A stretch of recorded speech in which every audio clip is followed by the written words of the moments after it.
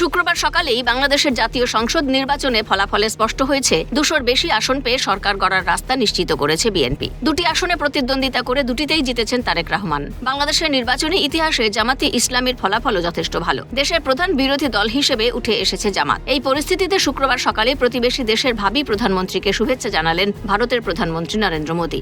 X হ্যান্ডেলে প্রধানমন্ত্রী বাংলায় লিখেছেন, আমি বাংলাদেশে অনুষ্ঠিত সংসদীয় নির্বাচনে বিএনপিকে নির্ণায়ক বিজয়ের অভিমুখে নেতৃত্ব দেওয়ার জন্য জনাব তারেক রহমানকে আন্তরিক অভিনন্দন জানাই। এই ফলাফল আপনার নেতৃত্বের প্রতি বাংলাদেশের জনগণের আস্থার প্রতিফলন। ভারত একটি গণতান্ত্রিক, প্রগতিশীল ও অন্তর্ভুক্তিমূলক বাংলাদেশের পক্ষে তার সমর্থন অব্যাহত রাখবে। আমাদের বহুমাত্রিক সম্পর্ক আরও জোরদার করা এবং আমাদের অভিন্ন উন্নয়নের লক্ষ্যগুলি এগিয়ে নিয়ে যাওয়ার অভিপ্রায় আপনার সঙ্গে একযোগে কাজ করার প্রত্যাশা রাখছি। প্রধানমন্ত্রীর পাশাপাশি রাজ্যের মুখ্যমন্ত্রী মমতা বন্দ্যোপাধ্যায়ও অভিনন্দন জানিয়েছেন তারেক রহমানকে। শুক্রবার নিজের এক্স হ্যান্ডেলে পোস্ট করে তিনি বাংলাদেশ ভারত সম্পর্ক আরও মজবুত করার আশা নিয়ে লিখেছেন, বাংলাদেশের সকল ভাই বোনকে, জনগণকে জানাই আমার শুভনন্দন। আমার আগাম রমজান মোবারক। বাংলাদেশের এই বিপুল জয়ের জন্য অভিনন্দন জানাই আমার তারেক ভাইকে, তার দলকে ও অন্যান্য দলকেও। সবাই ভালো থাকুন, সুখে থাকুন। শেষ কয়েক দশক ধরে বাংলাদেশের রাজনীতি আবর্তিত হয়েছে প্রয়াত খালেদা জিয়া এবং শেখ হাসিনাকে কেন্দ্র করেই। হাসিনা বিদায় ও ইউনূসের শাসনকাল দেখেছে বাংলাদেশবাসী। এই আবহে বাংলাদেশকে সংকীর্ণ রাজনীতি থেকে বার করে আনার ডাক দিয়েছিলেন জামাত নেতারা। কিন্তু বাংলাদেশের মানুষ অচেনা বা অল্প চেনাদের হাতে শাসনভার দিতে স্বচ্ছন্দ নন বলেই ধারণা বিশেষজ্ঞ মহলের। তাই এবার নৌকাবিহীন ভোটে বাংলাদেশের আস্থা চেনা ধানের শীষের ওপর। আর এবার 20 বছর পর সবার আগে শিরোনামে বিএনপি।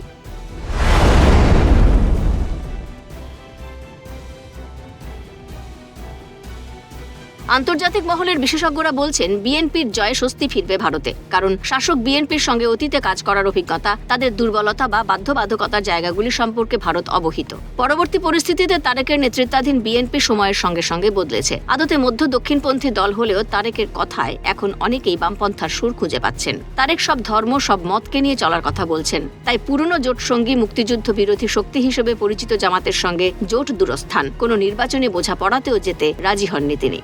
বিএনপির জয়কে রাহুমুক্তির ঐতিহাসিক মুহূর্ত বললেও সংযমী তারেক রহমান, এমনই মনে করছেন অনেকে। আন্তর্জাতিক মহলের একাংশের মতে, বিএনপি যতই নিরপেক্ষ বিদেশ নীতির কথা বলুক, নানা কারণে ভারতের সঙ্গে কাজ করতে হবে তারেকের বিএনপি সরকারকে। নয়াদিল্লি এবং ঢাকায় দ্বিপাক্ষিক সম্পর্কের অন্যতম একটি যোগসূত্র হল মুক্তিযুদ্ধ।